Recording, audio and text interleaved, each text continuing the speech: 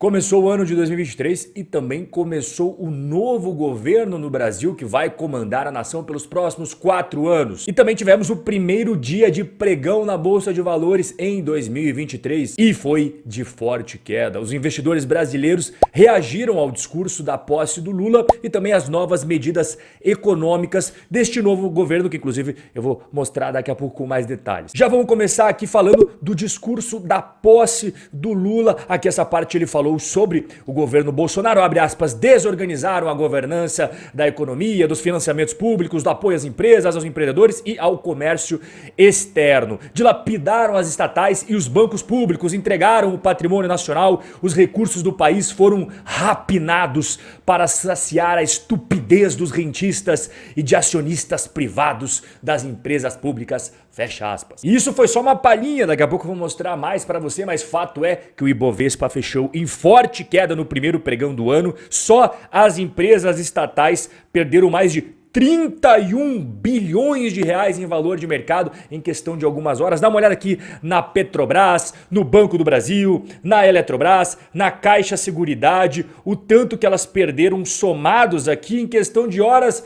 31 bilhões de reais. Mas não vai achando que foram só as estatais, não. Nós tivemos empresas que não têm a participação majoritária do governo no seu capital social que também derreteram. A São Martinho despencou mais de 11%. Rap Vida, Natura, Vamos, tudo de setor diferente, né? Caindo mais de 8%. A B3, Azul, Americanas, enfim, não importa. Tudo acabou derretendo em maior ou menor intensidade. E antes de eu te explicar mais sobre o motivo de todas essas quedas, de todo esse derretimento, vou te dar um recado rapidinho aqui. Do dia 10 ao dia 12 de janeiro, nós vamos ter a semana Enriquecendo em Dólar, para você aprender como investir no exterior com segurança, com tranquilidade e, é claro, com foco na construção de patrimônio em moeda forte e também recebendo renda passiva em dólares. Primeiro link aqui embaixo, ó, na descrição, você vai clicar, botar o seu nome e o seu e-mail e a gente vai se ver na nossa primeira aula dia 10 de janeiro ao vivo. Pois bem, o governo publicou nesta última segunda-feira, agora que passou dia 2 de janeiro, uma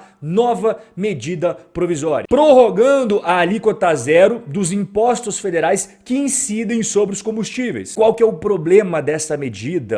Bom, o mercado estava esperando que as isenções que estavam em vigência no Brasil até dia 31 de dezembro de 2022 seriam encerradas na virada do ano. E não foi isso que aconteceu. Depois de muitas batalhas nos bastidores ali de Brasília, o governo publicou medida provisória prorrogando o imposto zero para gasolina até fevereiro e do diesel até o final do ano. Você estender por muito mais tempo essa política significa o quê? Que o governo está abrindo mão de tributos e vai acabar arrecadando menos. E arrecadar menos pode ser bom desde que o governo também gaste menos. E aqui já está o primeiro pulo do gato do nosso bate-papo de hoje, que o Lula disse em sua posse que revogaria o teto de gastos. Lula chama teto de gastos de estupidez em discurso de posse, abre aspas, vamos revogar, fecha aspas. Além disso, Lula também determinou uma outra coisa em um despacho. Ele determinou que os seus ministros adotem providências para revogar os atos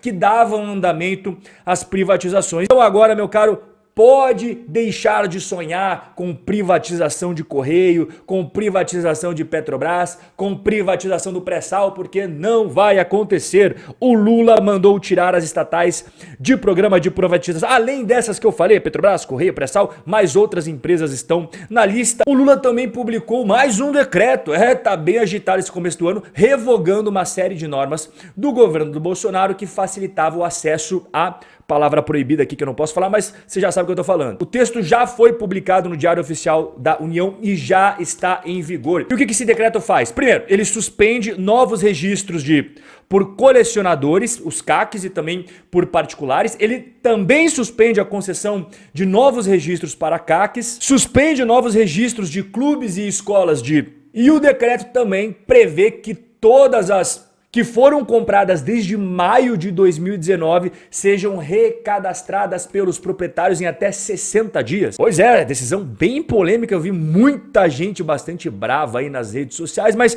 voltando aqui para as decisões deste novo governo com impacto na economia brasileira, outra coisa que acabou ocorrendo também, o Lula revogou o decreto que reduziria as alíquotas de PIS, PASEP e COFINS sobre as operações financeiras. A medida havia sido tomada na noite de sexta-feira pelo presidente em exercício Hamilton Mourão. O Mourão havia abaixado a alíquota de PIS/PASEP de 0,75 para 0,33 e do COFINS de 4% para 2%. Também tivemos o pronunciamento da nova ministra da Gestão de Serviços Públicos, Esther Dweck, eu acho que é assim que fala o sobrenome dela, que ela mencionou que vai rediscutir a governança das empresas estatais. Abre aspas. Estatais são ativos do povo e devem atuar junto aos ministérios para a promoção de políticas públicas, fecha aspas. Não acabou, calma, tem mais, tá bem movimentado. Em seu discurso de posse, nesse último domingo, o Lula disse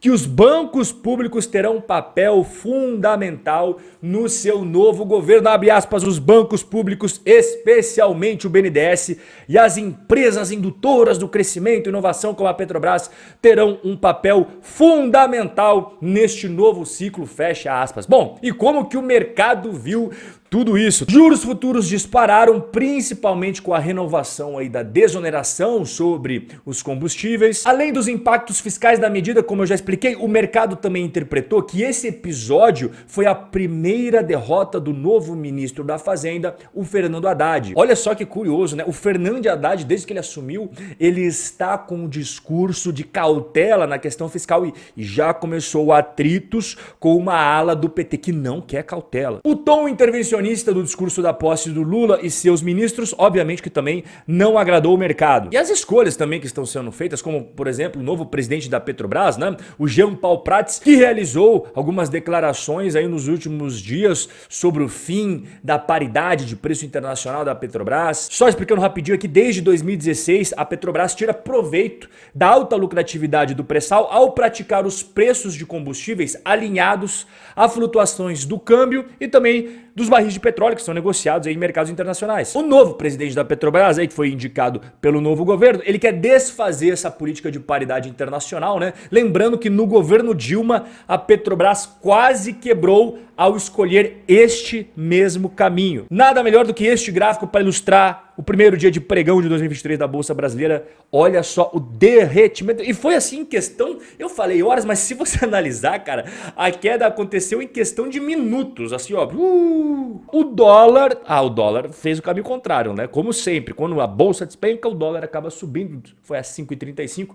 Investidor bem mais cauteloso aí com essa questão fiscal no governo Lula. Aqui dá para você analisar junto comigo o gráfico, ele subiu aí 1,52%. E qual que é a minha opinião sobre tudo isso? Olha, primeiramente, quem está surpreso com todas essas medidas e esses discursos parece que chegou no Brasil ontem, né? É brasileiro há pouco tempo. O novo governo não está fazendo nada diferente do que prometeu durante toda a campanha eleitoral e do que ele sempre defendeu ao longo de décadas de existência no Brasil. Então não dá para dizer que eu fui pego de surpresa, a menos que a pessoa ela seja muito ingênua para acreditar que dessa vez seria diferente. O Lula deixou bem claro que vai usar o BNDES, vai usar a Caixa Econômica para induzir gasto público sem contrapartida de receita. E para quem duvidava, fica mais do que claro, fica cristalino, transparente, que este Lula, ele está muito diferente daquele tom de Lulinha, paz e amor do primeiro mandato. É um governo Lula muito mais parecido com o intervencionismo do segundo governo da ex-presidente Dilma Rousseff. Nós já vimos o resultado de todas essas políticas que estão agora entrando em vigor mais uma vez,